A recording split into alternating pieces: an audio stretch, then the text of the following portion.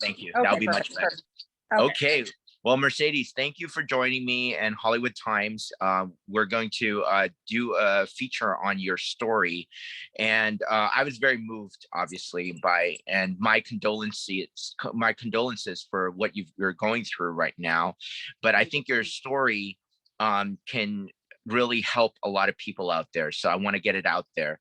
So can you tell us a little bit, give us a background of your late husband?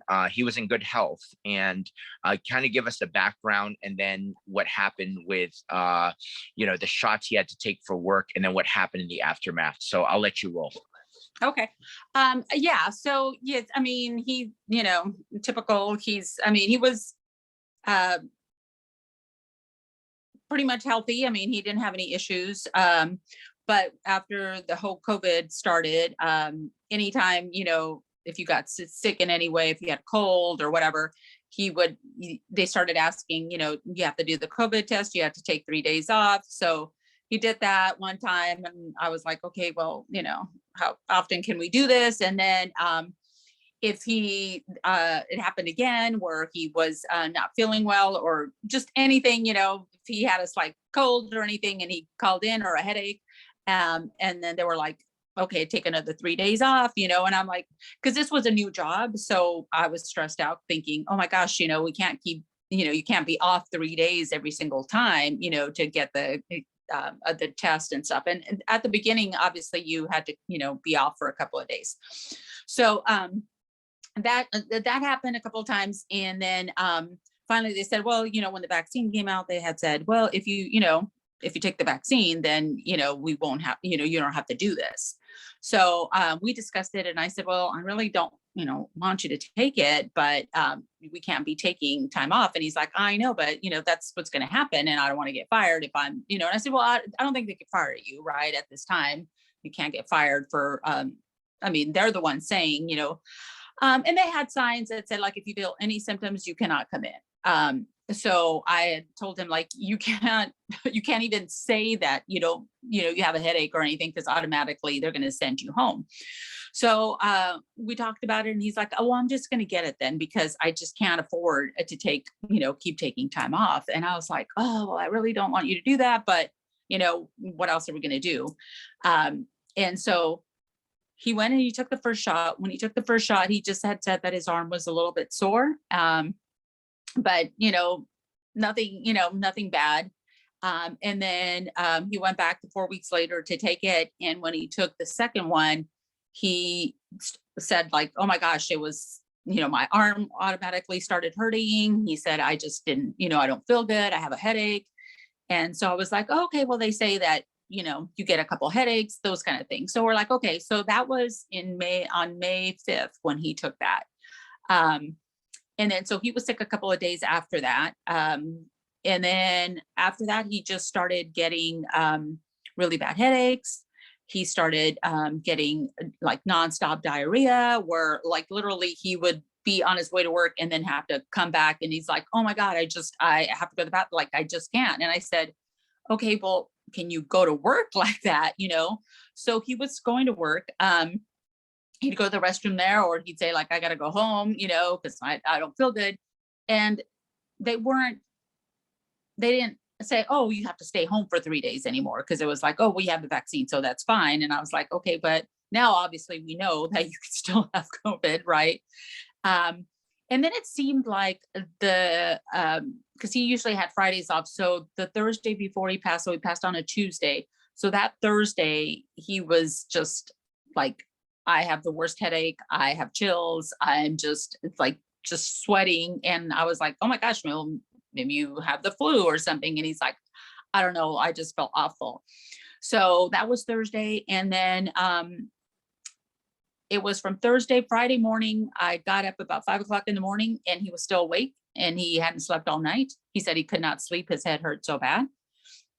And then Friday, he stayed up all entire day Friday. And then he didn't sleep really until the whole weekend. He had chills, he had bad headache, and he couldn't sleep. He just said, I'm exhausted, but I cannot sleep. And I have the chills. I felt awful. So I guess now looking at it back, I'm thinking, well, maybe he got COVID because, like he got it with the vaccine. And Monday he called in sick, and he said like, I can't go to work. I haven't slept in 3 days and I'm just exhausted. So I'm going to have to go to sleep. And then, for at least a little bit. So I saw him do that and I was like, oh my gosh, you have to take a nap, but he couldn't sleep. And finally he took a sleeping pill and he still wasn't sleeping. And he's like, I don't know what to do. He said, I just feel horrible. And then he probably fell asleep around 11 o'clock or so on Monday. And he slept till about 5 o'clock. And when he woke up, he was like drenched in sweat. He was just like, but he was just so happy that he slept for a little bit. And I said, okay, but the problem is that now you have to, stay up for a little bit because you got to go to work, tomorrow. So he said like, okay, like I'll try to stay up and then try to go back to sleep. And then it was probably around 9 o'clock. And I said, you have to go to bed. And then he said that he was not feeling well, but he wasn't tired, but yet he was tired, like in his head, he was tired. And then the last time I talked to him was probably around 10:30 at night that Monday. And then I heard him talking to my son around midnight. And I thought, oh my gosh, he still hasn't gone to sleep. And then he usually sets his alarm for about 4:45 in the morning. And I heard it go off because he was sleeping downstairs because, I didn't want to get sick. And then about a few minutes later, I'm like, oh, the alarm's still going off, so I went downstairs and I turned on the light and I said, hey, your alarm's going off. You got to get up to, go to work. And I shook him and then I pulled off the blanket and he was not breathing. And he was already like yellow, white with Oh blue. my gosh. Yeah. So I ran upstairs and I called my son and I said, oh my God, your father's not breathing. We called 911. We tried to revive him. And the ambulance came pretty quickly, but they had said, no, he must've passed around between, 3:30 and 4 o'clock. So, cause he was still cold. He was cold, but still warm in spots. And then the ambulance, they took him away, but we had said, do you want to do the autopsy? And I said, yeah, well, we want to do all that. And they're like, okay, well, with COVID right now, it's going to take, it'll take a longer time to do it because we have to, do everything. Or do you want to just take him to the mortuary and, and we can call his doctor. So his doctor happened to be on vacation. So the other doctor that I spoke to, I said, well, you have all his records of all the medication because he had high blood pressure, but he took medication for it. So it was fine. But I gave them all the medications that he was taking. Everything was normal. He didn't have any issues with that. And I told them, he had just gotten the vaccine and all that stuff, and nobody wanted to hear anything about it. Everybody was, Wow. and I said, well, this is surprising because I had a friend from work who, his sister-in-law got into a car accident and they called it a COVID death. And he was fighting it because he was saying like, no, she was in a car accident. She died in a car accident. Why would you call it a COVID death? So for me, I was like, I'm telling you, right, that he had all these COVID symptoms and that he had taken the second vaccine and he hasn't felt well ever since. And yet don't want to hear anything about it being a COVID death. Or anything related to the vaccine. Wow. And then they were, while I was planning his funeral, they were trying to tell me, well, if you want us to do more investigations, then we won't release it. We won't release the death certificate. And I said, well, I need it because I already planned the funeral. So I have to have it, and they're like, well, his doctor's on vacation. And I said, well, you either have to call him or you can look at his records and know that he was fine. So how does his heart stop in the middle of the night? And yet he didn't sleep for 3 days and he had all these horrible symptoms, and it all has been leading till since, it all started happening on his second shot. And they just said, oh, okay, well, we'll see what we can do and we'll just sign it off. So when I ended up getting the death certificate, it had said that he had an infection. and that the infection caused a heart attack. But there was nothing on there that had anything to do with COVID. With COVID. Interesting. Yeah. And then you had pushed for that. You had pushed for that to be put in because you knew that he was displaying COVID symptoms, basically. Exactly. That's why I'm like, I'm telling you that everything that's, and my sister passed away in February of, and she had complications with COVID. So I'm like, I know what the symptoms are, right? I'm like, and you're just calling everybody COVID deaths on motorcycle accidents, whatever it is, on non-related things to COVID. Yet I'm telling you all this, and I'm telling you that he got the vaccine and he started feeling sick after the vaccine. So I don't understand why there is nothing about COVID on his death certificate at all. Very, very interesting. I Yeah. think we all know why. But I have a few questions. Thanks for sharing your story. And I'm just amazed at how calm you are, especially when, I can imagine the grief you're going through. You're losing your partner, your soulmate, and all of this craziness that went around it. How are you staying so strong, Mercedes? You know what? Obviously, I have two kids that I have to stay strong for, and I think with all the loss that I've had this year, it's just I don't know if I'm just like I think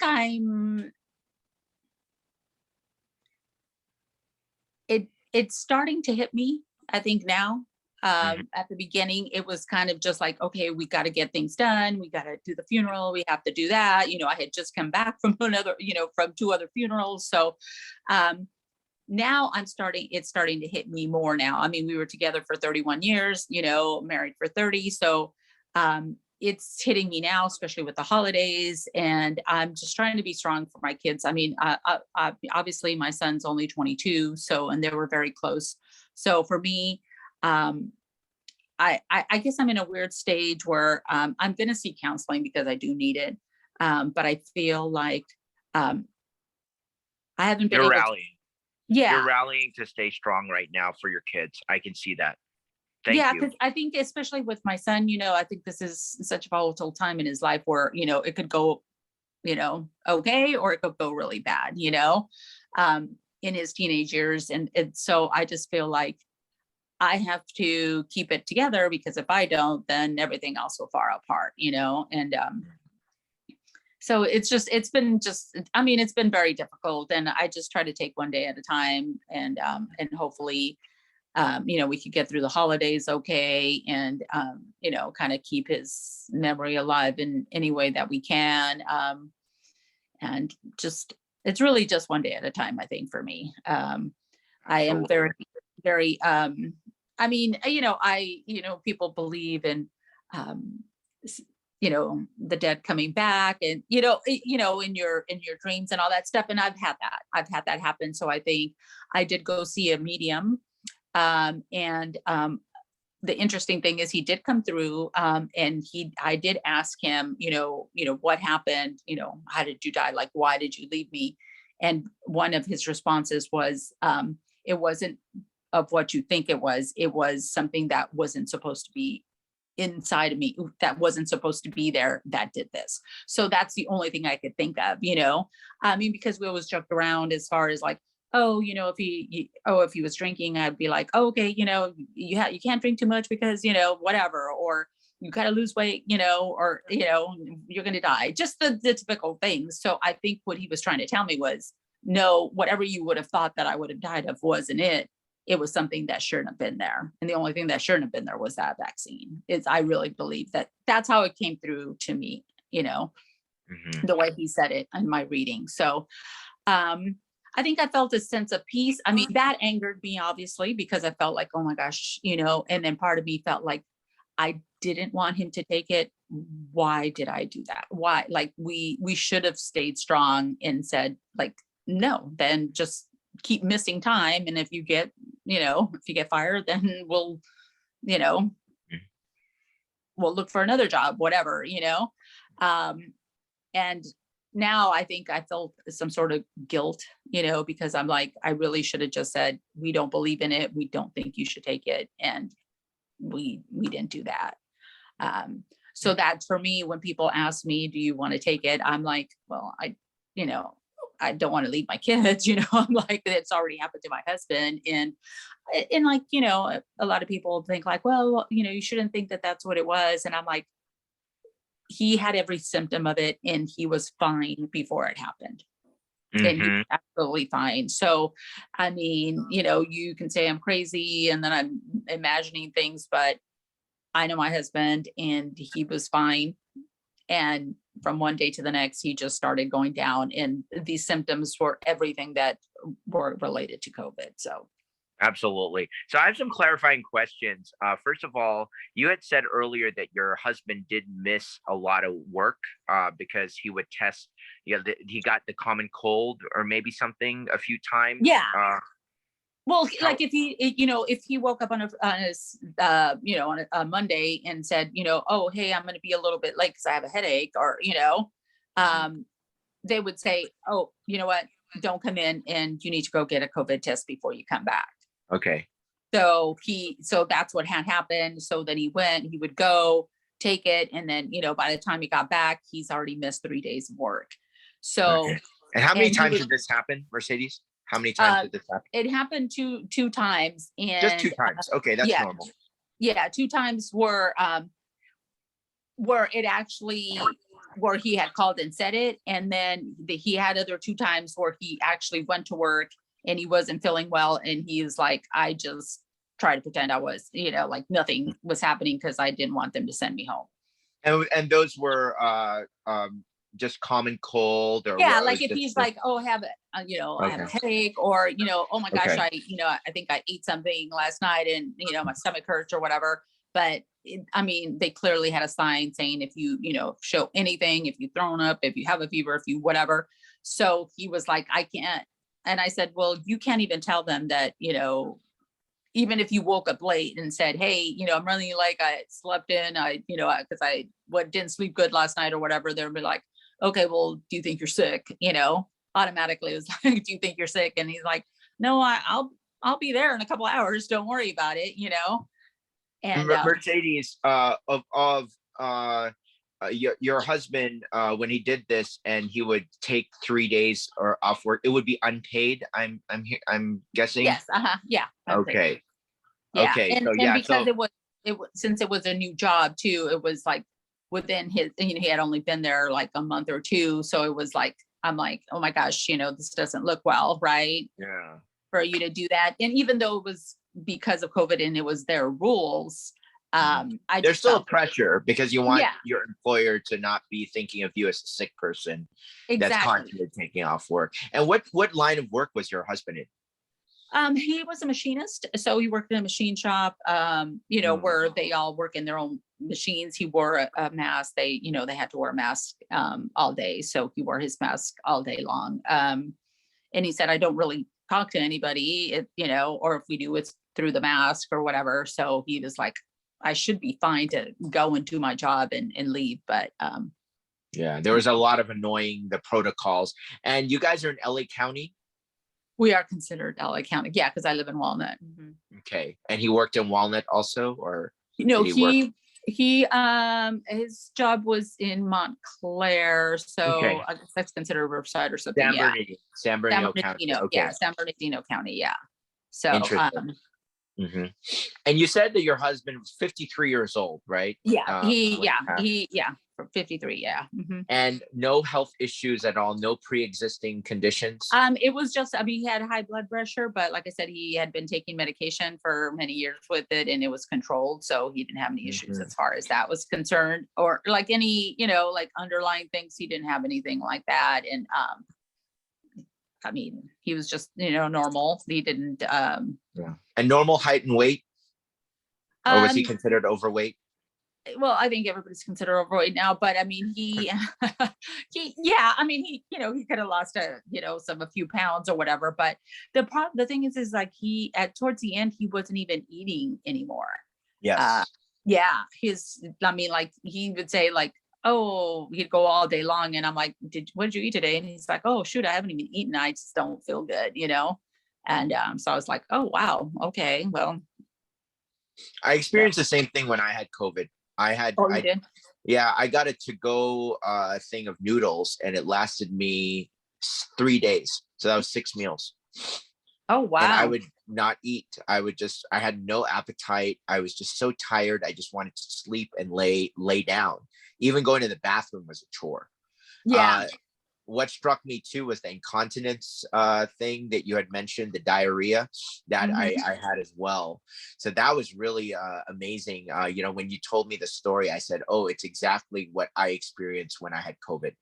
So, it's just so scary because I really felt I was dying. I felt like, oh my gosh, it's like, this is what it means to be old, like really old and not Yeah. able to. So you had the incontinence, lack of energy to do anything. And it was just like, even the brain was a haze. And that Hmm. lasted about a month for me. So I'm just so sorry that it took your husband. And this really goes to the bigger picture of the story is uh, there's no responsibility in pushing this supposed solution that has hurt some people in our population, including those that are typically generally healthy and would not have perished.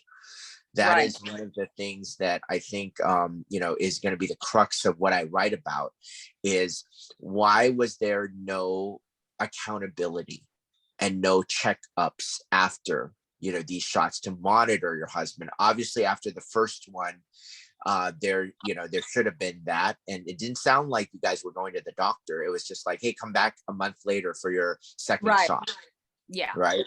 Hmm. But there should be testing between shot one and shot two. And Yeah. I think that's really the whole point of spacing out shots, right?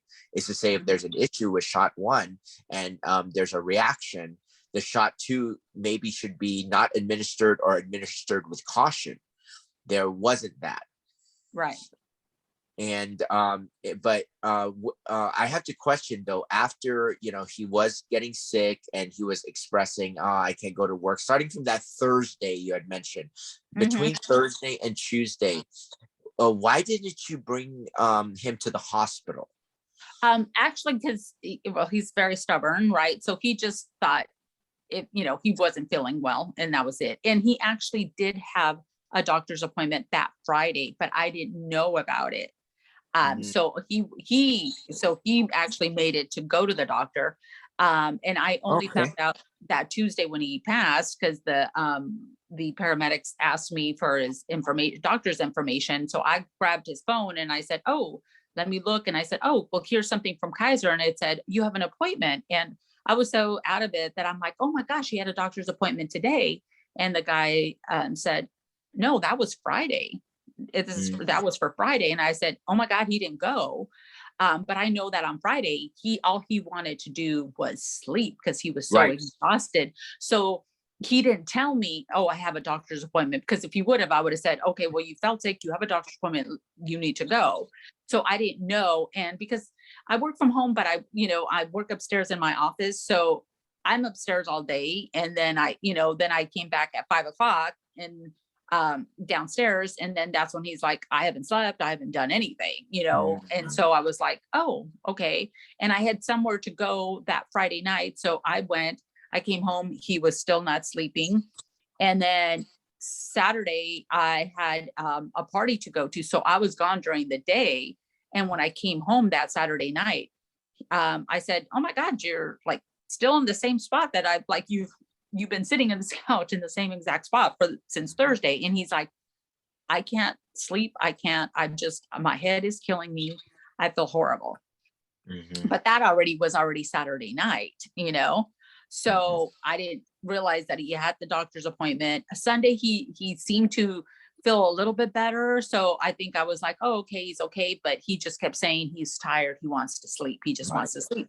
So I just thought, okay, well, he hasn't slept in 3 days. So, maybe he just needs sleep. But Mhm. then on Monday, when he's Mhm. like, I haven't slept, and there's no way I can drive to work and do work on a machine, right, and cut my arm off or whatever. Um, Right. and then that's when I finally saw him on Monday, I thought, okay, he looks horrible and he does need to sleep. So because he had told his work, I'm just going to sleep for a couple hours and then I'm going to go in. Yeah. And so when he finally fell asleep, I'm like, I'm not waking him up. I'm just going to let him sleep. And Yes. so when he did finally wake up, he was so happy that he just slept for a couple hours, Yeah. that's how it was. But what I don't understand is he had all the symptoms of COVID. So if he had the shot, if he had the shot, how did he get COVID again? Right away. Right. Right. Right. Or he never had COVID, I should say, until he got the shot. Hmm. Right. So that's one weird thing. And then why didn't they put that on his death certificate? It just doesn't make any sense, especially because I told them all his symptoms and I said the vaccine, Yeah. so that's what I don't understand. I think that's the frustrating part for me is why Mhm. I At least be wasn't honest. COVID. At least be honest, because our common sense tells us obviously what happened here and what went wrong. But Right. it's almost like a cover up. Like they don't want to add that to the tally because Yeah. there's a narrative that they're trying to push. Yes. Now, because then I would say, okay, well, he did it, but yet he had the vaccine. And so if you think about that, that was in May. So everybody was, barely getting into getting them, right? That's when everybody started getting them. So I just felt like that's the last thing they wanted to say was that, somebody died of that after that. Yeah, it's a real shame. What are your thoughts about the employer mandates? I mean, I think especially since you had mentioned that your husband's like, hey, I got a mask all day. I'm just work. It's very hard for me to transmit COVID, like with my line of work, and I see the logic in that. How do you feel about these? Businesses like his new company mandating that, and what are kind of your just real briefly, what are your thoughts on that? Well, I mean, I could tell you that like for where I work, not in the office, but in our warehouse, we're not mandating, at least my job is not mandating it, but they're suggesting, they're very pro getting it because a lot of people were, at that time, I think everybody, you had anything and it was like, oh, it's considered COVID, right? You test for anything, it was COVID. So we had to shut down plants a Mhm. bunch of times. And I think they kind of just realized like, hey, if everybody's vaccinated, then maybe we won't have these, outbreaks, but yet they're still happening in our company. His was exactly like that, it was just like, okay, well, I won't send you home, if you have this, because maybe it is the cold because you already had the vaccine, so you shouldn't have Yeah. it. So it's like, okay, but now we're, learning that people are still getting it. So what's the point, and Mhm. especially because most people now, I mean, I think after you've done the 5, distance, everybody's kind of still doing that, right? So you're not working super closely with anybody anymore. And if you're wearing your mask, why do you? Or if you are vaccinated, why do you still have to wear a mask? Absolutely. Which one is it? Hmm. And for him to be vaccinated and still have to keep his distance, and he's not with anybody, and he works in a warehouse where it's open, um, and it's not in a close environment, and he still wears his mask and all that stuff. It just, it was too much, and wearing that for 10 hours a day because he worked 10 hours, Hmm. that was really difficult. Um, Absolutely. Very well said there, Mercedes. I really like because you're coming from a very, you believed in the vaccines and how it would help in the workplace, but only to be confronted with this reality that it is not what they advertised. right. So, I really appreciate that perspective. Is there anything else? I think I got pretty much the story, and I'm gonna write it up. What is there anything else you wanted to say that you want to get off your chest to as a closing remark? And I'll give you the floor now. Yeah, I mean, it's obviously very painful and unfortunate that this had to happen. I don't want that to happen to other people, and I also I'm really concerned about people who are stressed or feel pressured into doing something that they don't want to do. Um, and I'm really concerned about young kids when we don't know what's happening or where these vaccines are. And I don't want my kids to be the guinea pigs. I don't want any of my nieces and nephews to do that. It just, I'm very we're living in a really scary world right now. And, I'm to the point where I barely leave my house, and that's not how I want my kids to, grow up. I don't want my grandkids to think that it's normal to be wearing a mask, wherever they go, especially a 2-year-old or a 3-year-old wearing these things. It just seems so unfair. And people are trying to say it's a new normal. And for me, I think that's just a horrible thing. That's not the new normal. The normal is people engaging and these kids learning, especially in school, and being able to, have a social life with their friends and stuff. And right now, Zoom learning obviously is not working, but if I have to homeschool, my nieces and nephews, then that's what I'm willing to do too. As far as I, I can't have people uncomfortable. You being uncomfortable shouldn't take away my rights, as an Mhm. as an American. So I really believe that. So And that discomfort itself is coming from false information that right. we've uncovered in this, especially after, people are vaccinated, but yet you're still, they are still getting COVID. And in the case of your husband, sadly perishing. And Hmm. also, how much are those protocols really helping in the workplace? Those are very important questions that I will definitely explore in my write up. So, Mercedes, thank you so much for your bravery.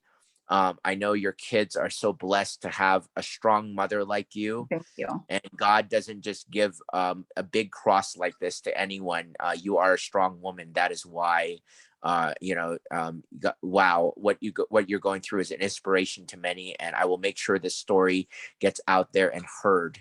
And thank you for your once again for your bravery and speaking Oh, up. thank you so much. Thank you so much. I, I really appreciate it.